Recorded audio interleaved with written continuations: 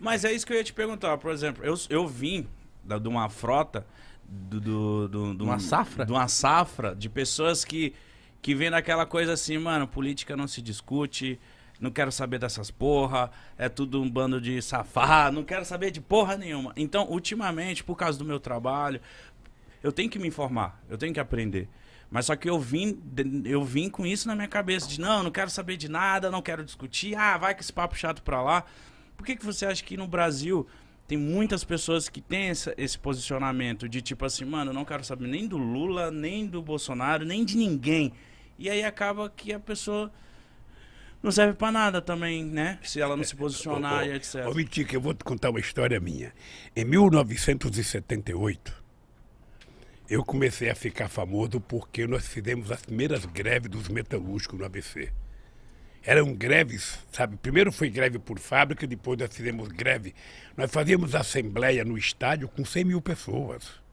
Era muita coisa. Então, aí o pessoal começou a me convidar para ir para a política.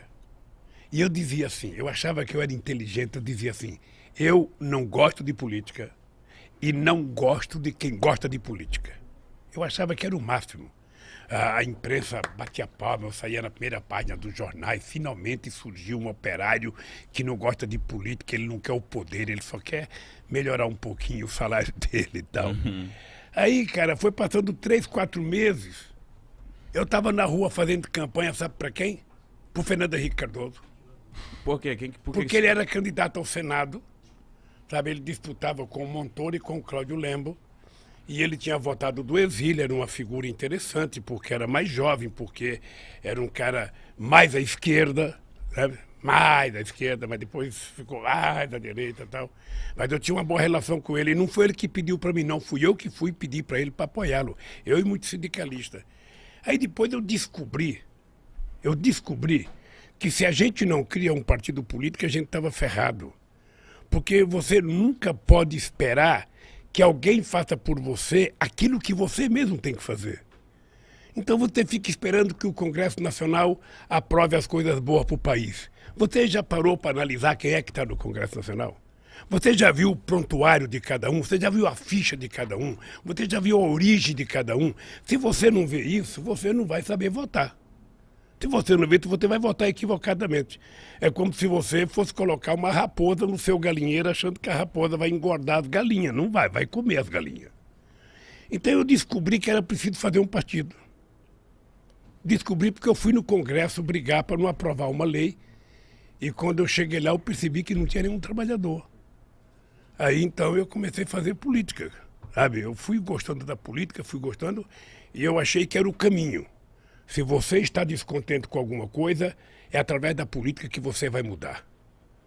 Sabe? Então você tem que participar, você tem que saber como participar. Sabe? E quando eu digo isso, ô Mitica, eu digo o seguinte, veja, eu não acho que um artista, eu não acho que um cara tem que dizer eu voto em fulano, eu voto... não tem que dizer nada, ele tem que ser profissional, fazer o programa dele, dizer o que ele bem entender. Ele é político na hora que ele vai votar, a não ser que ele queira assumir publicamente a tarefa. E eu então fui. E depois, você pensa que eu imaginei ser candidato a vereador uma vez? Nunca me passou pela cabeça. Mas quem te incentivou de você virar um candidato a vereador? Veja, eu não fui vereador. Eu fui candidato a deputado a governador de São Paulo em 82. Eu, Franco Montoro, Reinaldo de Barros, Cláudio, Jânio Quadros. Era assim, eu fui candidato, eu pensei que eu ia ganhar as eleições. Cara, eu estava famoso por causa das greves. Eu estava famoso. Eu ia pro interior de São Paulo, era gente na rua aqui. As pessoas não imaginavam como é que eu juntava tanta gente na rua. Eu dava autógrafo. Tinha um livro que foi lançado meu chamado Lula, Entrevistas e Discursos. Eu descia do palanque, lá tinha que dar autógrafo, sabe? Eu pensei que eu ia ganhar as eleições. Puta merda, só tive 10% dos votos. Fiquei em quarto lugar, perdi até do Jânio Quadros. Mas de primeira? Mas eu achei que eu Tava ia ganhar. convicto. O comício do encerramento da campanha no Pacaembu. Você não tem noção a quantidade de gente. Que ano que era, Lula? 82. 1982. Você não tinha nem nascido, cara. Não.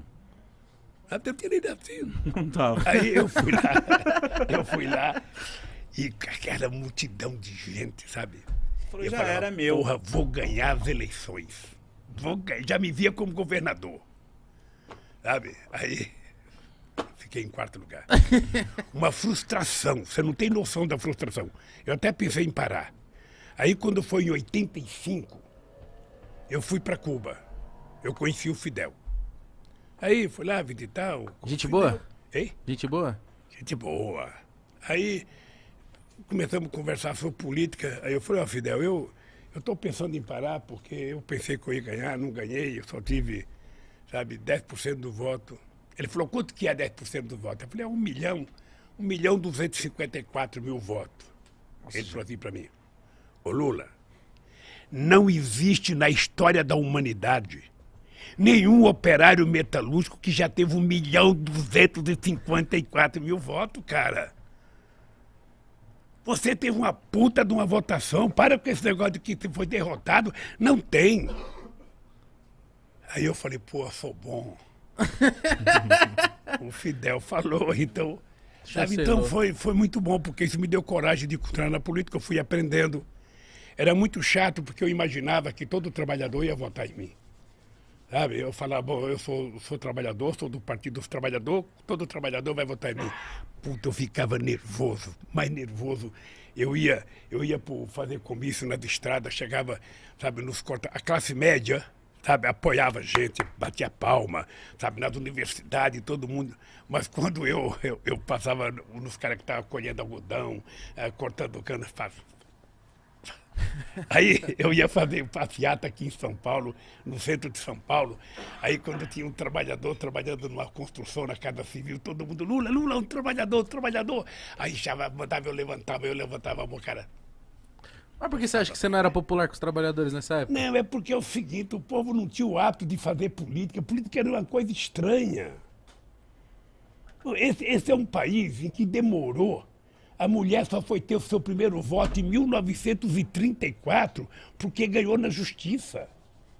Esse é um país que só votava dono de proprietário de terra, gente alfabetizada e gente que tinha conta até de 200 mil réis.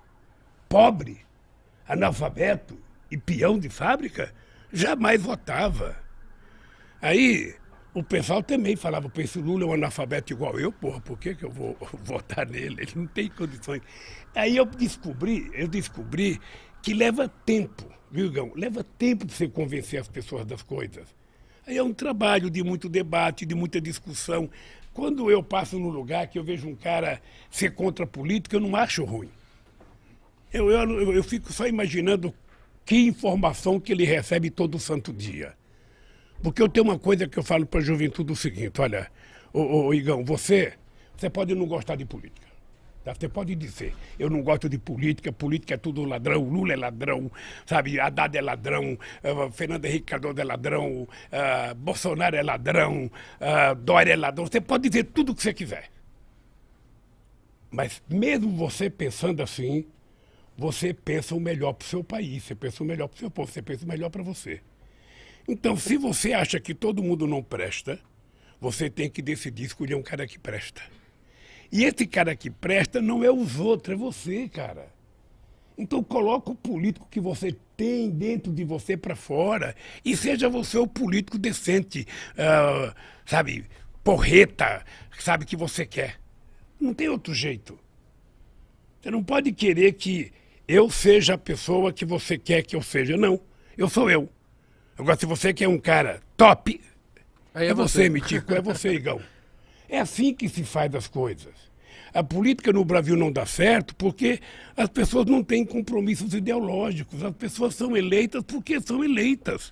Mas eu acho, ó, por exemplo, se eu me candidatar, vou falar, rapaziada, a gente fez uma fama bacana aqui com o Podpah, a galera já me conhece um pouco. Vou falar, galera, ano que vem eu vou quero virar deputado, sei lá.